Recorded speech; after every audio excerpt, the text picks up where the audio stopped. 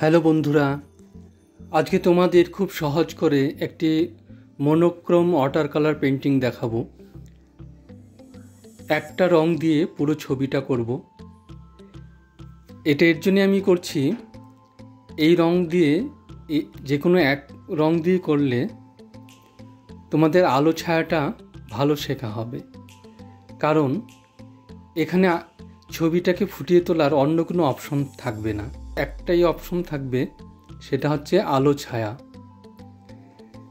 বিভিন্ন রং দিয়ে করলে একটা রঙের পাশে অন্য একটা রং দিয়ে বিভিন্ন ছবি বোঝানো সম্ভব, কিন্তু এখানে একটা ছবির সঙ্গে আর একটা ছবিকে আলাদা করতে শুধু আলো ছায়াই তোমার সম্বল।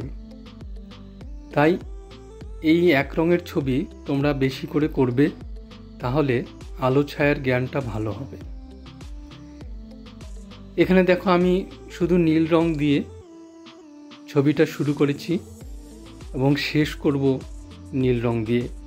সমস্ত ছবি আমি নীল রং দিয়ে করব। ধৈর্য ধরে করতে হবে, প্রথম প্রথম দেখতে ভালো লাগবে না, তবে ছবিটা আস্তে আস্তে আস্তে আস্তে সুন্দরভাবে ফুটে উঠবে।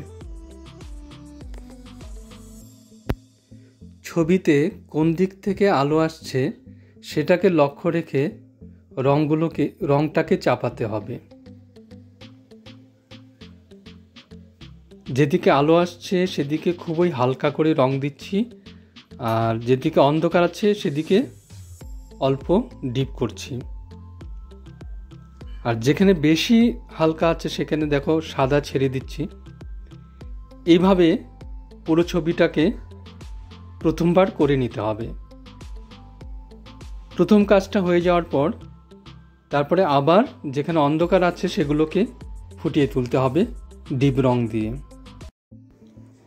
এই ছবিটা আমি মন থেকে এঁকেছি। অন্য একদিন অন্য একটি ভিডিওতে সামনে জড়বস্তু রেখে কি করে ঠিক সেরকম আঁকতে হয় সেটা আমি তোমাদের দেখাবো। আজকে শুধু মনোক্রোম কালার দিয়ে আলো ছায়ার শেখার জন্যে আমি এই ভিডিওটা বানালাম।